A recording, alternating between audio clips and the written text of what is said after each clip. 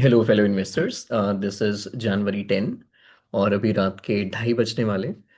तो कल I was making video on thesis और एंटी थीसिस पॉइंटर क्या होते हैं किसी कंपनी में, और हम कैसे बना सकते हैं अपने किसी कंपनी को स्टडी करते हुए कि थीसिस पॉइंटर क्या है, एंटी थीसिस पॉइंटर क्या है, रीजंस क्या क्या हैं जो फॉर एग्जांपल जिनकी वजह से स्टॉक बढ़ सकता है। ऐसे ही कौन से रीज़न है हमें ये भी बनाने चाहिए कि हो सकता है स्टॉक ना बढ़े और या फिर अंडर परफॉर्म करे, वो पॉइंटर्स भी हमारे पास होने चाहिए। पर जस्ट बिकॉज कल काफ़ी मार्केट डाउन था, आज मार्केट अच्छा खासा डाउन था ब्रॉडर लेवल पे। काफ़ी कंपनीज और मेजॉरिटी ऑफ द कंपनीज ने बहुत नीचे गई हैं। तो आई थॉट कि दुख तो देखो होता है, मार्केट जब नीचे जाती है। तो आई थॉट कि थोड़ा सा हम शेयर करते हैं उस दुख को, डिस्कस करके कि मार्केट क्यों नीचे गया। बट उससे ज़्यादा फॉर एग्जांपल ये साइकिल होता क्यों है, क्यों मार्केट्स ऊपर जाते हैं नीचे जाते हैं। अगर हम इसके पीछे के रीज़न समझ सकते हैं तो it will be easier for us, क्योंकि मार्केट देखो ऊपर नीचे तो जाता रहेगा। ये मार्केट का नेचर है, वो कभी ऊपर जाएगा कभी नीचे जाएगा, कभी फिर ऊपर जाएगा फिर नीचे आ जाएगा। तो ऐसे ही ये फंक्शन करता है। एज एन इन्फॉर्म्ड इन्वेस्टर हमें पता होना चाहिए कि क्यों मार्केट्स ऊपर जाते हैं, क्या रीज़न होते हैं उसके पीछे, या फिर मार्केट्स जब नीचे जा रहे हैं तो उनके पीछे क्या रीज़न है। तो I think as always let me share my screen, और आई होप अभी आप लोगों को मेरी स्क्रीन दिख रही होगी। तो देखो, ये तो हमने अभी देखा ही है कि ये ऐसे ही डिज़ाइन है मार्केट का। This is how markets are design to work. कभी वो ऊपर जाएगा कभी नीचे जाएगा, तो ये वॉलेटिलिटी रहेगी हमेशा। इसको हम यूजुअली मार्केट साइकिल्स भी बोलते हैं, जिसका मतलब है मार्केट कभी भी स्ट्रेट लाइन में नहीं रहेगा कि हमेशा ऊपर ही जा रहा है वो, कुछ हुआ ही नहीं, या फिर हमेशा नीचे ही जा रहा है। ऐसा नहीं होगा, वो मूव करता रहेगा, कभी ऊपर कभी नीचे। तो ये जो ऊपर नीचे आने की साइकिल है, जो मार्केट का नेचर है, वो क्यों होती है, उनको एक बार हम स्टार्ट करते हैं अंडरस्टैंड करना। फिर आपको खुद ही समझ आ जाएगा कि मार्केट्स नीचे जा क्यों रहे हैं अभी, या फिर किस डायरेक्शन में जा रहे हैं। ठीक है, तो हम देखते हैं 3 लेवल पे मार्केट मूव करता है। एक ब्रॉडर लेवल पे कि पूरी ही की पूरी मार्केट ऊपर जा रही है या नीचे जा रही है। या फिर वो किसी सेक्टोरल लेवल पे करता है कि आपका एक सेक्टर तो अच्छा चल रहा है, दूसरा सेक्टर अच्छा नहीं चल रहा है। फॉर एग्जाम्पल एक पर्टिकुलर सेक्टर ऊपर ही ऊपर जाता जा रहा है और एक दूसरा सेक्टर है वो नीचे जाता जा रहा है। तो सेक्टोरल लेवल पे भी मार्केट साइकिल्स आती हैं। एक ब्रॉडर लेवल पे, एक सेक्टोरल लेवल पे, और एक लास्ट में कंपनी लेवल पे कि एक पर्टिकुलर कंपनी कभी ऊपर जाएगी कभी नीचे जाएगी। ठीक है, इसको हम अब 3 कैटेगरी में कर लिया। अब हम इन तीनों कैटेगरी को समझते हैं कि ब्रॉडर लेवल पे जब ऊपर नीचे जाता है क्यों जाता है, उसके पीछे रीजन क्या है। फिर हम सेक्टोरल में देखेंगे और इसी को हम कंपनी लेवल पे देखेंगे।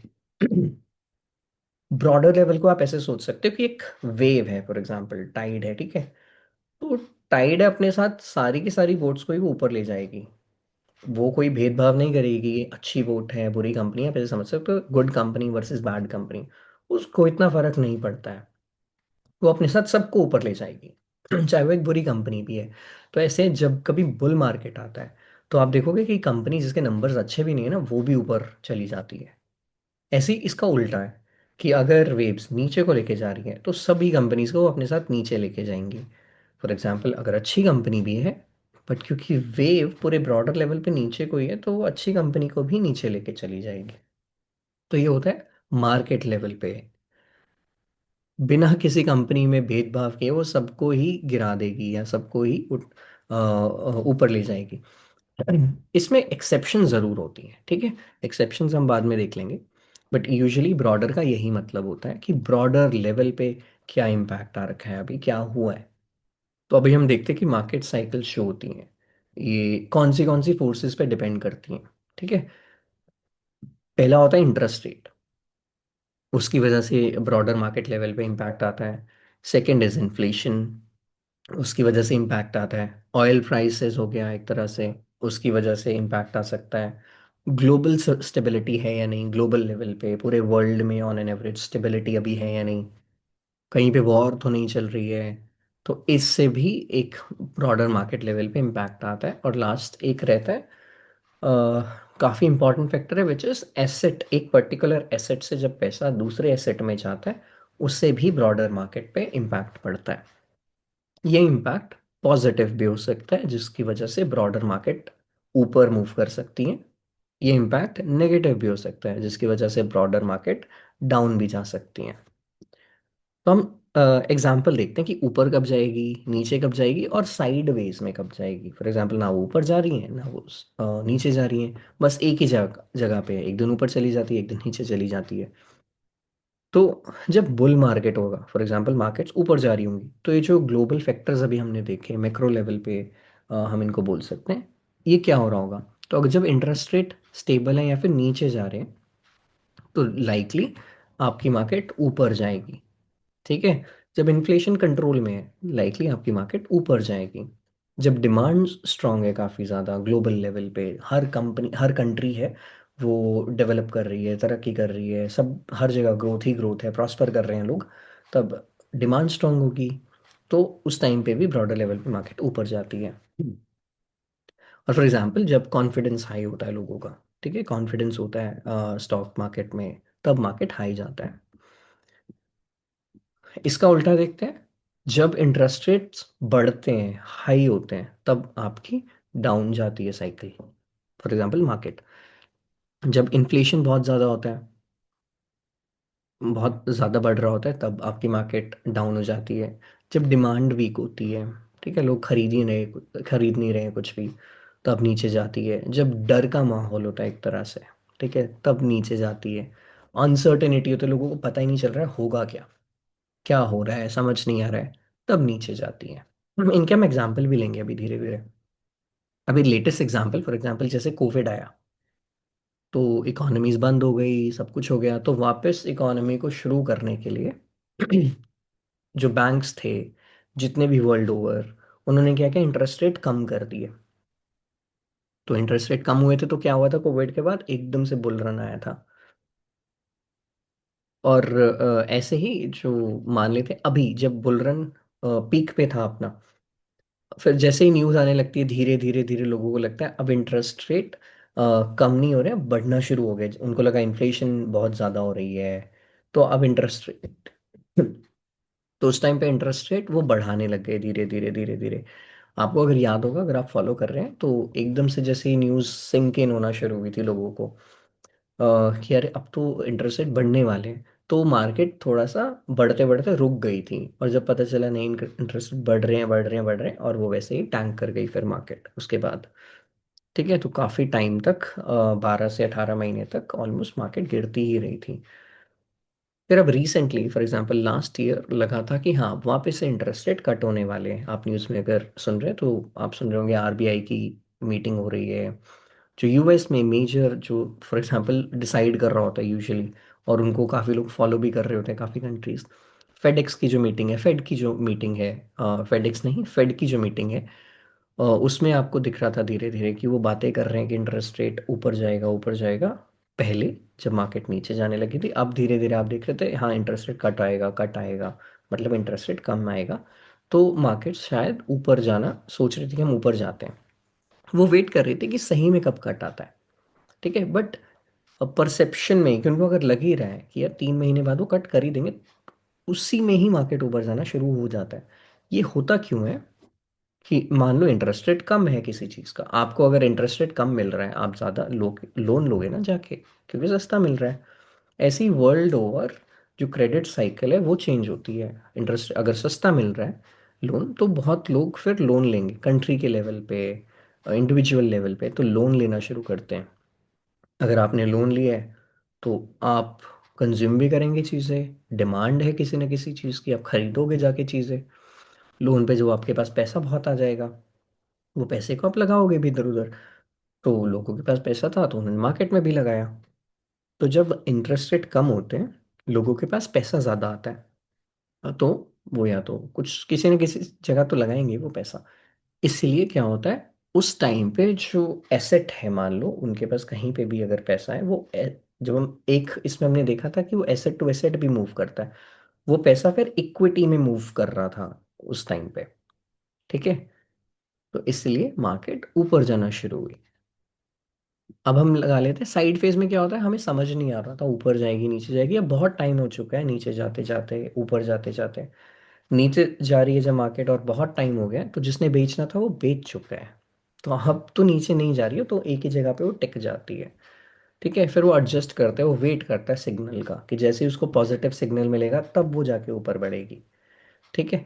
ऐसे ही उल्टा हो गया, जब वो ऊपर जा रही है फॉर एग्जांपल, ऊपर जाना है, फिर रुक जाएगी ना, जिसने खरीदना था खरीद लिया, पैसे नहीं है और खरीदने के लिए और डिमांड के लिए, तो फिर वहीं पे रुक जाएगी। और जैसे ही एक थोड़ा सा भी नेगेटिव सिग्नल आता है वो बेचना शुरू कर देंगे, अपना प्रॉफिट बुक करना शुरू कर देंगे, फिर तो मार्केट वापस क्रैश कर जाती है फिर।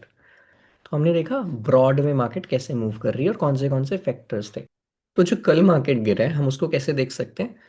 एक तो ब्रॉडर लेवल पे इम्पैक्ट आया उसका, उस वहाँ पे फॉर एग्जांपल एक न्यूज़ है कि 500% टैरिफ लग सकता है। ठीक है। तो हर एक सेक्टर, हर एक कंपनी, किसी पे भी लग सकता है वो। तो ब्रॉडर लेवल लेवल पे एक नेगेटिव न्यूज़ आई है, इसलिए मार्केट का सेंटिमेंट थोड़ा डाउन हुआ।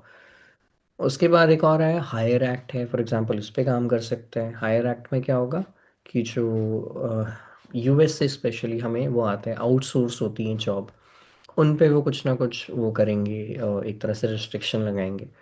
तो अगर आउटसोर्सिंग पे वो रिस्ट्रिक्शन लगाएंगे, तो आउटसोर्सिंग यूजुअली इंडिया में स्किल्ड लेबर है, आईटी वर्कफोर्स है, तो यूजुअली हमें बहुत सारा आउटसोर्स होता है काम यूएस से। उस पे अगर वो हायर एक्ट लिखे, उस उस चीज़ को भी वो रोक देंगे अगर, तो जो हमारी आईटी कंपनीज हैं उनको भी बहुत फर्क पड़ेगा। आईटी कंपनी पे तो एक सेक्टोरल लेवल पे आईटी पे बहुत ज़्यादा फर्क पड़ेगा। जो पिछले वाला था हमने बोला 500% टैरिफ, तो यूजुअली अभी उसमें क्या कवर हो रहा है, जैसे टेक्सटाइल पे बहुत ज़्यादा टैरिफ लगा हुआ है अभी ऑलरेडी। ठीक है, अलग अलग चीज़ पे आप देखो, श्रिम्प पे बहुत ज़्यादा फर्क पड़ रहा है, या ऐसे करके ज्वेलरी सेक्टर, जो फॉर एग्जांपल ज्वेलरी में जो यहाँ से ज्वेलरी जाती है, जेम्स एंड स्टोन हो गए, उस पे बहुत इम्पैक्ट पड़ रहा है। तो सेक्टोरल लेवल पे इन सेक्टर पे सबसे ज़्यादा इम्पैक्ट पड़ा। और क्योंकि सेंटिमेंटल ओवरऑल ब्रॉडर मार्केट का हुआ है ना, उसने ये तो नहीं बोला कि सिर्फ और सिर्फ इस सेक्टर पे हम प्रॉब्लम करेंगे बट बाकी सेक्टर में हम कुछ नहीं करने वाले, नॉर्मल रखेंगे, ऐसा नहीं है। वैसा होता तो सिर्फ एक सेक्टर पे ज़्यादा फर्क पड़ता। बट ये ओवरऑल जो सेंटिमेंट है ब्रॉडर लेवल पे नेगेटिव हुआ है कि हम 500% टैरिफ लगा देंगे।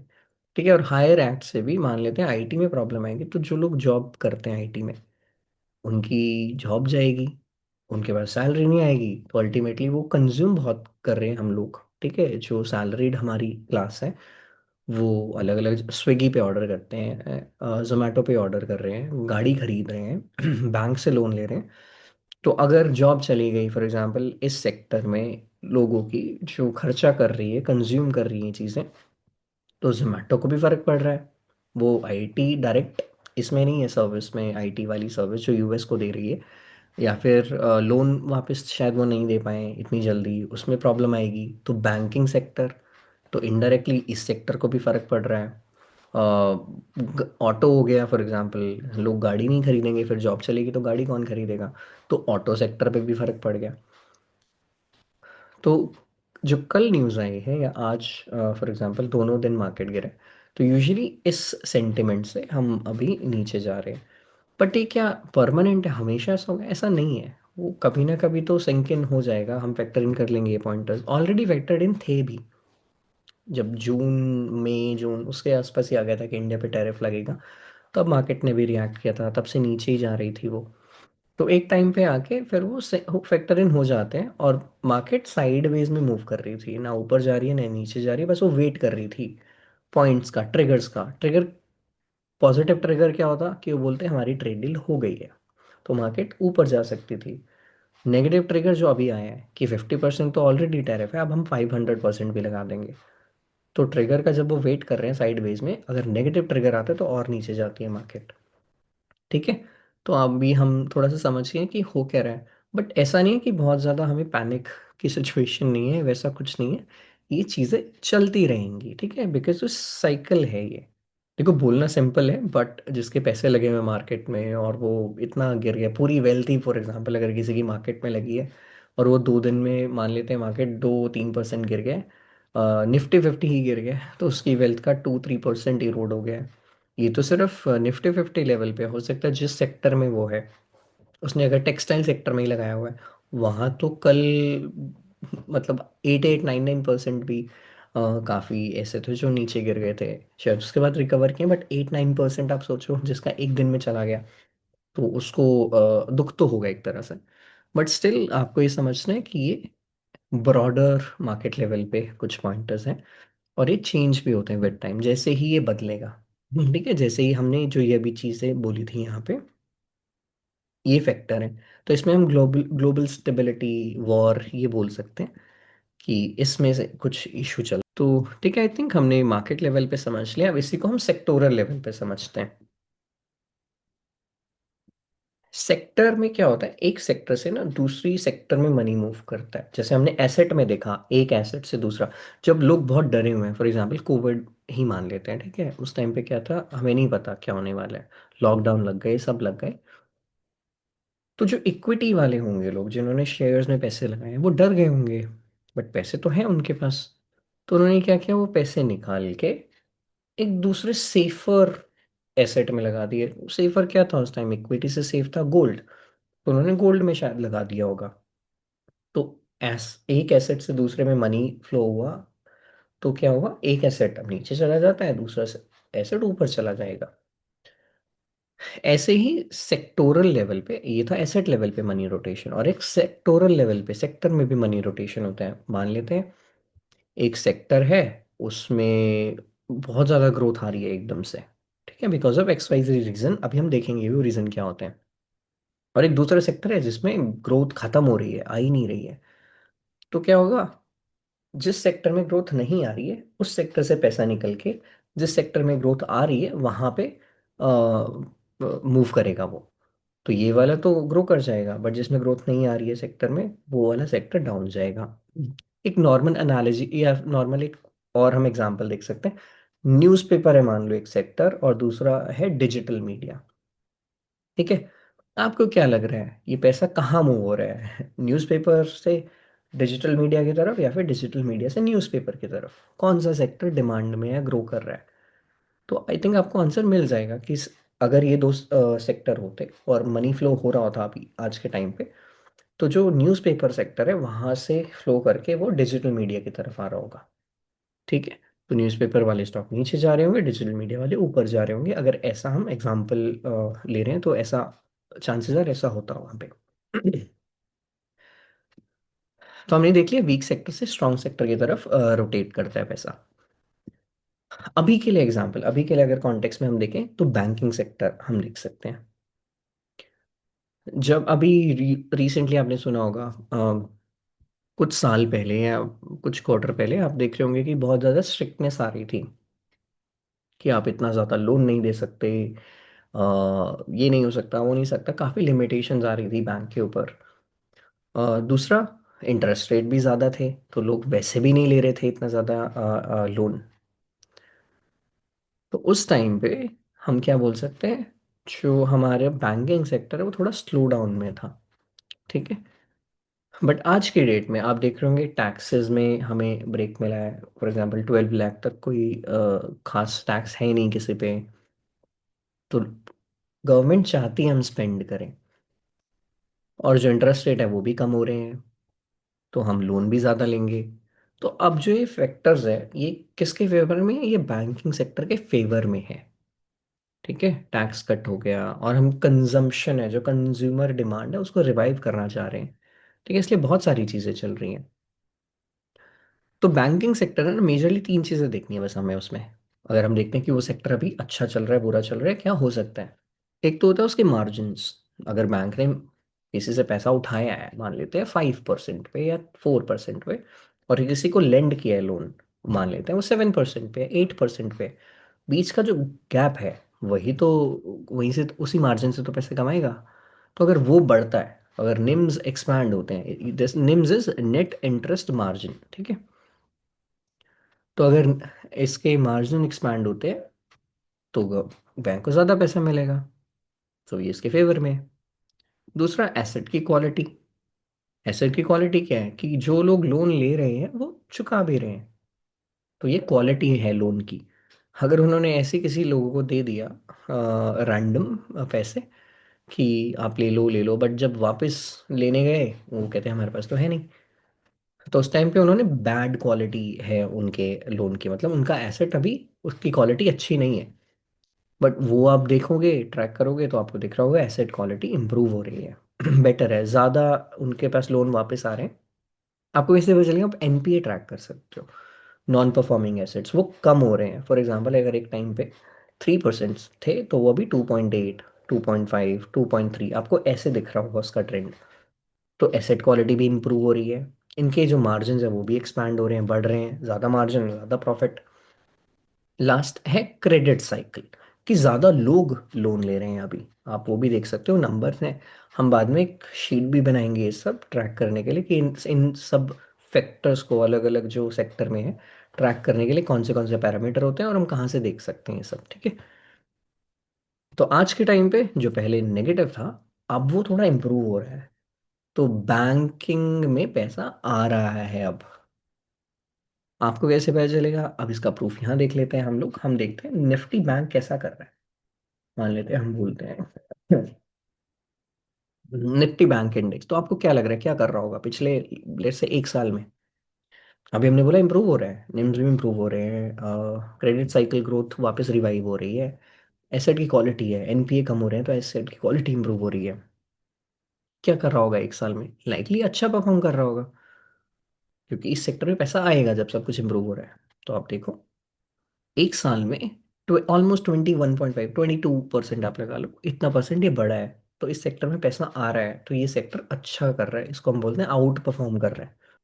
आपने भी ऑटो सेक्टर देखा होगा, आपने देखा होगा न्यूज़ में कि गाड़ियां बिक रही हैं, ज़्यादा बिक रही हैं। तो हम एक दूसरा एग्जांपल देखते हैं, निफ्टी ऑटो। ठीक है, निफ्टी ऑटो में क्या हो रहा होगा? ये ऑटो,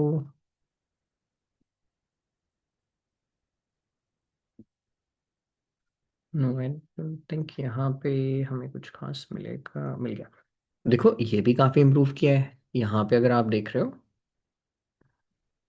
ये ऐड हटा देते हैं।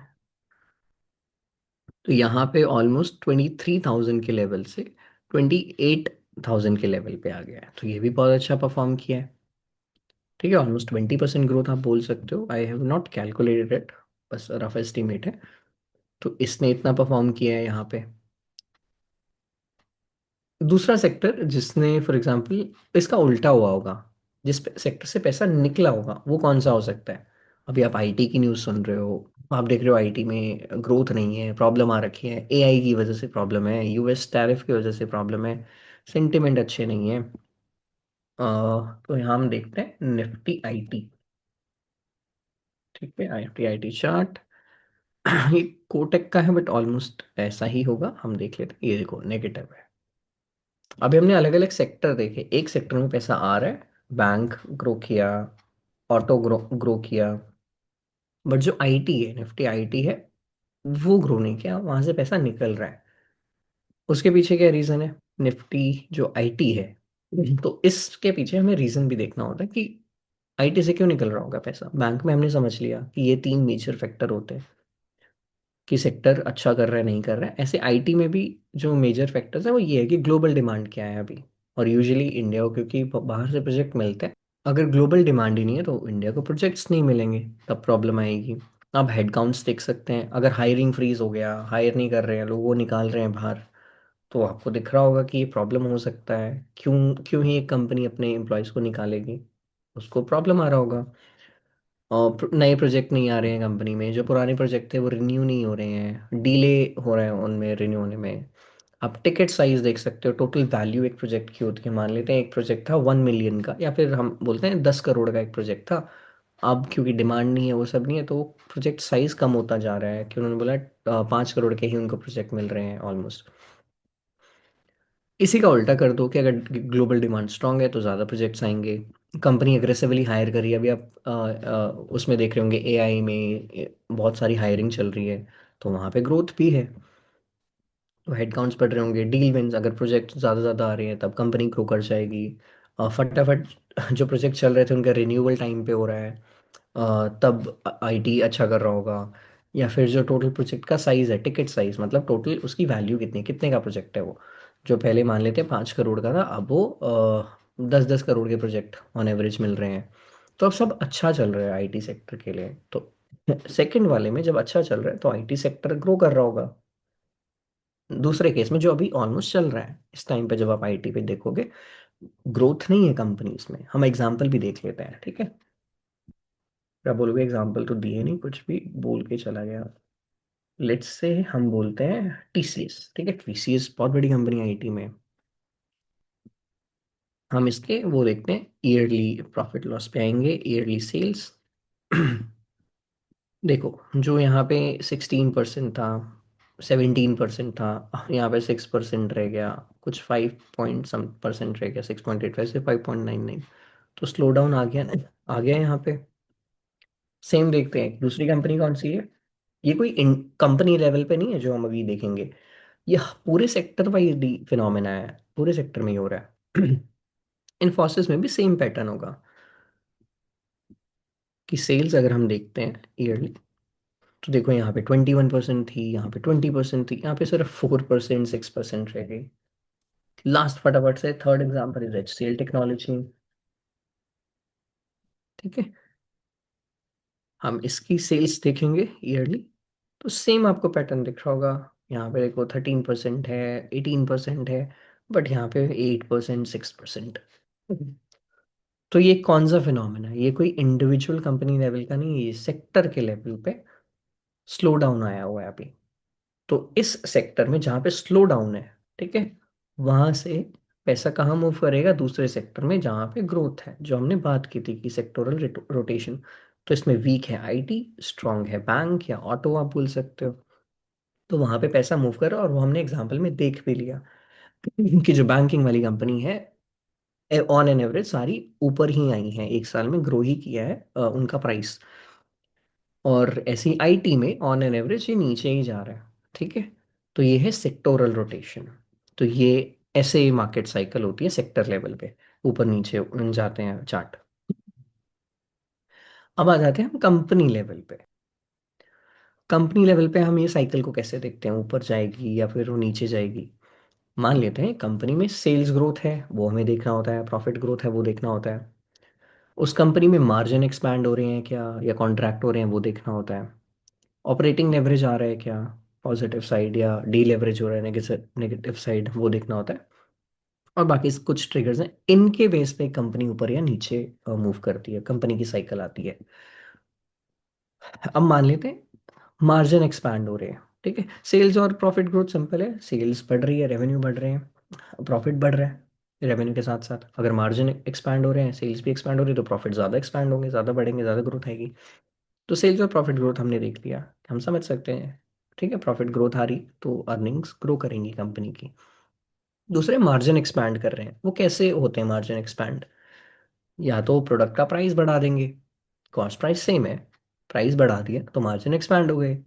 या फिर प्राइस अभी सेम ही है, मान लेते हैं 100 रुपये का ही बेच रहे हैं, बट जो बनाने की कॉस्ट है वो 80 से 70 रुपीज़ हो गई, तब भी मार्जिन एक्सपैंड कर देंगे। जो पहले 20 रुपीज़ का प्रॉफिट था, अब क्योंकि कॉस्ट कम हो गई है बनाने की, तो प्रॉफिट मार्जिन ज़्यादा हो जाएंगे क्योंकि सेलिंग प्राइस सेम है। फिर हम मान लेते हैं प्रोडक्ट मिक्स है, जो फॉर एग्जांपल ऐसे प्रोडक्ट जिन पे मार्जिन ज़्यादा है वो वाले ये ज़्यादा इंट्रोड्यूस कर रहे हैं, तो ओवरऑल मार्जिन एक्सपैंड हो जाएंगे। फिर ऑपरेटिंग लेवरेज पे ऐसी एक ऑपरेटिंग लेवरेज अगर इंप्रूव हो रहा है, ऑपरेटिंग लेवरेज क्या रहता है कि कॉस्ट हमारी सेम रहती है बिजनेस को रन करने की या ऑपरेशन को रन करने की, बट हमारे जो सेल्स हैं वो बढ़ जाती है। ठीक है, मान लेते हैं आपकी कॉफ़ी की शॉप है, तो आपकी रेंट तो सेम ही रहने वाला है, बिजली का बिल भी सेम रहेगा, बट अगर ज़्यादा कस्टमर आने लग गए तो आपका ऑपरेटिंग लेवरेज काम में आ जाएगा, क्योंकि आपकी कॉस्ट सेम है बट अब सेल्स बढ़ रही है आपकी। ठीक है, ऐसे आप क्लिनिक का एग्जांपल ले सकते हैं, क्लिनिक में ऑपरेटिंग लेवरेज कब आएगा, फॉर एग्जांपल मान लेते हैं सीजन चेंज हो रहा है अगर, तब ऑपरेटिंग लेवरेज आ सकता है वहाँ पे, क्योंकि उनकी जो क्लिनिक है मान लेते हैं उसका रेंट है 20,000, ठीक है, वो फिक्स है।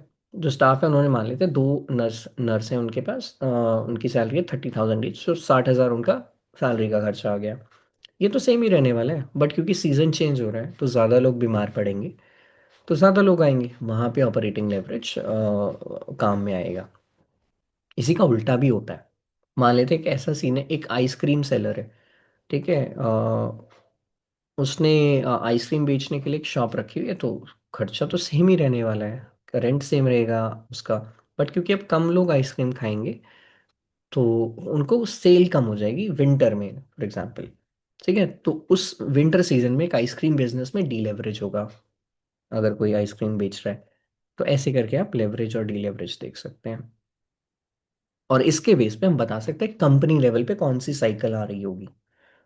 अगर इंक्रीज होने की जगह सेल्स कम होती जा रही है तो कंपनी लेवल पे प्रॉब्लम आएगी। मार्जिन एक्सपैंड होने की बजाय कम हो रहे हैं तो प्रॉब्लम आएगी। ठीक है, ऐसे ही ऑपरेटिंग लेवरेज की जगह डी लेवरेज हो रहा है तब प्रॉब्लम आएगी, मतलब वो स्टॉक नीचे जाएगा उस टाइम पे।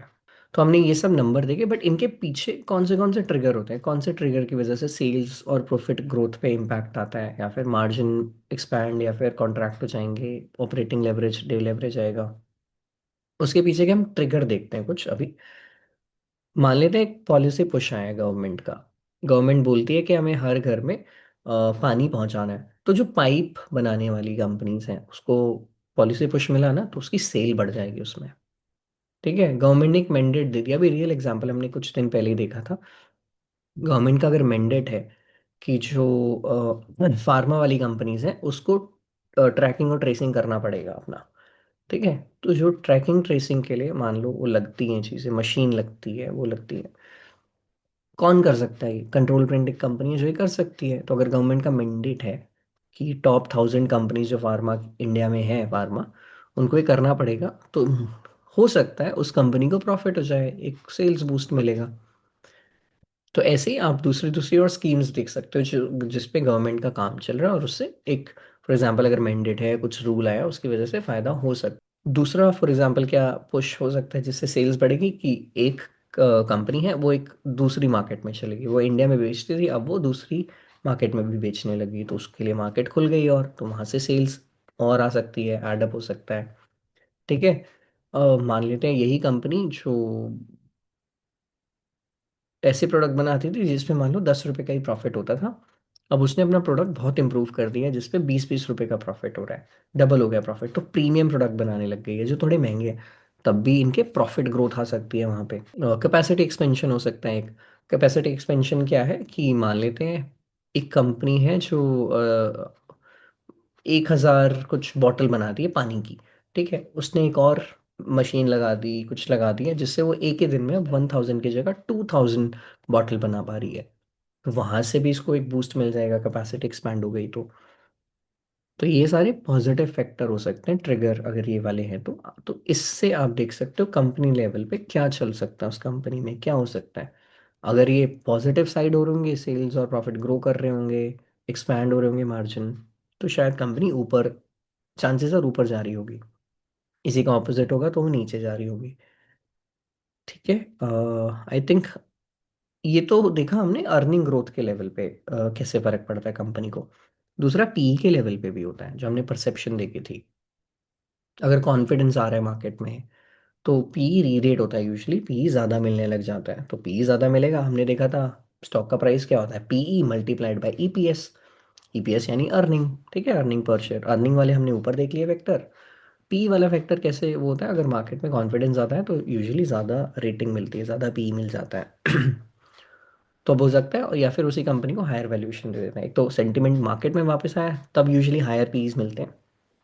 दूसरा, उस कंपनी में कुछ ऐसा हो गया कि कंपनी, लोग उसको बहुत ज़्यादा अच्छा और देखने लग गए हैं उसकी तरफ, उसको ज़्यादा परसेप्शन उसकी बहुत बेटर हो गई स्पेसिफिक उस कंपनी की। और वो ऐसे ही हो सकता है, अगर उनको लग रहा है यार ये तो बहुत बेसिक काम करती है कंपनी, तो शायद उसको हम इतना पी नहीं देंगे, बट पता चला उसने कुछ ऐसा प्रोडक्ट बना दिया जिसमें पेटेंट भी है, बहुत कुछ है, कोई और नहीं बना पाएगा, तो उस कंपनी लेवल पे भी परसेप्शन इंप्रूव हो जाएगी। ठीक है, आई थिंक ये आपको क्लियर होगा कि मार्केट साइकिल्स अलग अलग लेवल पे, कंपनी के लेवल पे, सेक्टर लेवल पे, और जो ब्रॉडर मार्केट लेवल पे वो कैसे होती है। और इसी से हमने अभी देखा भी जो रीसेंट चल रहा है न्यूज़ में, उससे ब्रॉडर मार्केट लेवल पे हम नीचे क्यों गई मार्केट। ठीक है, देखो नीचे ऊपर जाएगी, हमें बस देखना होता है कि हाँ क्या हम समझ पा रहे हैं क्या हो रहा है, सो दैट जब अपॉर्चुनिटी आए हमारे पास कि मार्केट ऊपर जाने वाली है तो हमारे पास सही कंपनीज की लिस्ट हो।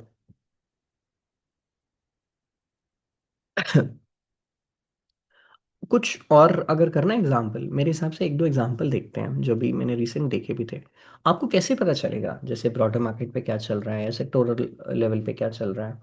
तो आप जैसे धीरे धीरे जब ये टूल्स यूज़ करेंगे, आप न्यूज़पेपर को, मैगजीन्स हो सकती हैं, आप न्यूज़पेपर पढ़ सकते हो, नॉर्मल गूगल न्यूज़ भी आप देख सकते हो, economics related, specially economic times है उसको देख सकते हो। जब आप थोड़े इन्फॉर्म्ड रहोगे ये चीज़ें बहुत नॉर्मल हो जाएगी, आपको ऑलरेडी पता होंगी कि अच्छा ये चल रहा है, ये चल रहा है इस मार्केट में।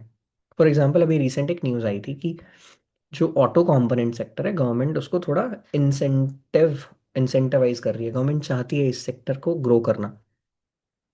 तो किस लेवल पे है, मुझे अगर सिर्फ पता करना हो तो ये है, एक तो सेक्टोरल लेवल पे है, ठीक है, क्योंकि एक पर्टिकुलर सेक्टर की बात हो रही है पॉजिटिव वे में, ऑटो, जो ऑटो कंपोनेंट मैन्युफैक्चरर्स हैं। बट ये न्यूज़ मुझे फॉर एग्जांपल पता है किससे चली।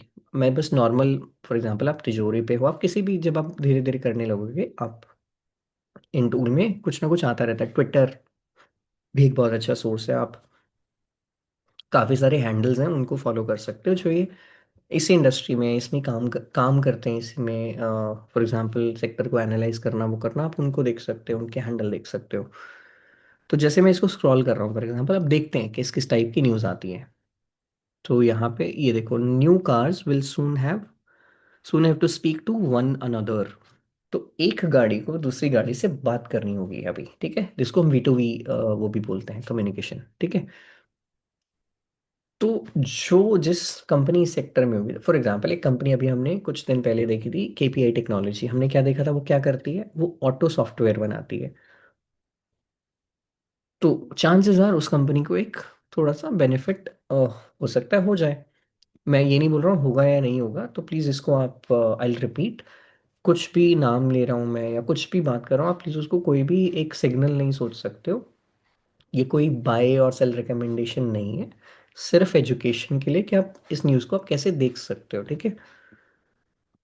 आई just want to make it clear, आपको और पढ़ना है, खुद से डिसीजन लेना है, अपने फाइनेंशियल एडवाइज़र से आप पूछो, खुद की आप ड्यू डिलिजेंस करो, तब जाके आप एक डिसीजन लोगे कि आपको क्या करना है, and it will be your decision, आपकी रिस्पॉन्सिबिलिटी, आपका पैसा आपकी रिस्पॉन्सिबिलिटी।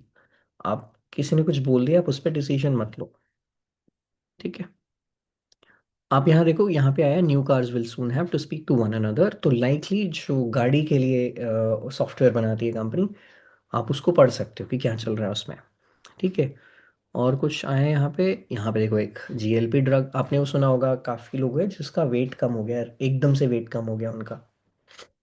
तो तो ये वाली इंडस्ट्री है जो ओबेसिटी की प्रॉब्लम है, स्पेशली इंडिया में शुगर की है, ओबेसिटी की है, ये सब प्रोमिनेंट प्रॉब्लम्स हैं जो सबको दिख रहा है। बट आप वो भी देख पा रहे होंगे, धीरे धीरे धीरे लोग, आप काफ़ी एग्जांपल, मैं नाम नहीं ले रहा हूँ किसी के अभी इसमें, बट आपने देखा होगा वो काफ़ी उन्होंने एकदम से वेट रिड्यूस कर लिया अपना। तो वो इसी में, आप बोल सकते हो कि इसी इंडस्ट्री की तरफ है। तो जो मैन्युफैक्चरर, जो फार्मा कंपनीज ये इन इस इंडस्ट्री में काम करी, स्पेसिफिक इसमें काम करती है, उसको फायदा हो सकता है, ठीक है। यहाँ से देखो न्यूज़ आ गई वो वाली, government to rev up auto parts sector with 5,000 crore push. तो जो ऑटो सेक्टर में जितनी भी कंपनीज है, आप उनको पढ़ सकते हो, जो ऑटो कंपोनेंट में, स्पेशली ऑटो पार्ट्स में। आपको कैसे पता चलेगा कौन सी कंपनी है, मैं फॉर एग्जांपल यहाँ पे आपको दिख रहा होगा ऑटो कंपोनेंट, बट आपको अगर नहीं पता, बहुत सिंपल है, आप स्क्रीनर पे जाओ, आप कोई भी रैंडम कंपनी, बजाज फाइनेंस लिख दो यहाँ पे, बजाज फाइनेंस, ये नॉर्मल सी ट्रिक है, आप कर सकते हो, वैसे डायरेक्ट लिंक या वो सब भी आप खोल ही सकते हो। बट आप क्या करना, नीचे ना इसके कंपेटिटर्स आते हैं, मतलब पीयर्स आते हैं कि इसी में और कौन से, यहाँ पे आप देख रहे हो, देखो फाइनेंस हो गया, फाइनेंशियल सर्विस, आप बस जो सबसे पहले उस पर क्लिक कर दो, फाइनेंशियल सर्विस। पर यहाँ पर आपको दिखेगा इंडस्ट्रीज, कौन सी इंडस्ट्री में है, फाइनेंशियल सर्विस इंडस्ट्री में, आप बस क्लिक करोगे, आपको सारी ही इंडस्ट्री दिख जाएगी यहाँ पे। अब मान लो आपको ऑटो पार्ट्स पता चला, ऑटो कंपोनेंट्स, तो आप यहाँ कंट्रोल F कर, ऑटो, तो यहाँ पे आपको दिख गया ऑटो कंपोनेंट्स। यहाँ पे 126 कंपनीज है ऑटो कंपोनेंट में। अब आपको एक न्यूज़ दिखी कि सेक्टोरल लेवल पे एक बहुत पॉजिटिव न्यूज़ आई है, ठीक है, गवर्नमेंट का पुश आया है। तो उस सेक्टर में जितनी कंपनीज हैं, आपको उनको पढ़ना चाहिए, ठीक है। इसमें काफ़ी कंपनीज हैं यहाँ पे, आप देख पा रहे होंगे, सोना BLW है, या फिर उनो मिंडा है, या फिर काफ़ी है, प्रिकॉल है इसमें, ठीक है, SGS एंटरप्राइज है, FEM इंडस्ट्री है, शानदार टेक्नोलॉजी है, सुंदरम कंपनी है इसमें।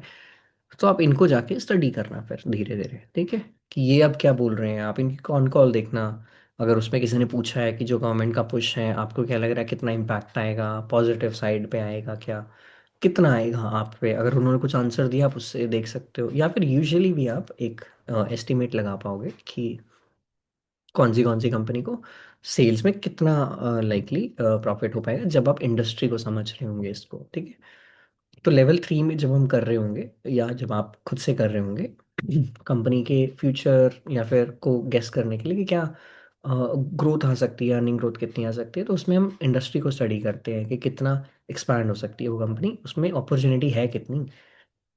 तो हम उसमें इंडस्ट्री को स्टडी करते हैं, तो उसमें ये सब आ जाएगा आपको, तो आपको इंडस्ट्री की नॉलेज यूजुअली हो जाएगी लेवल 3 जब आप पढ़ोगे।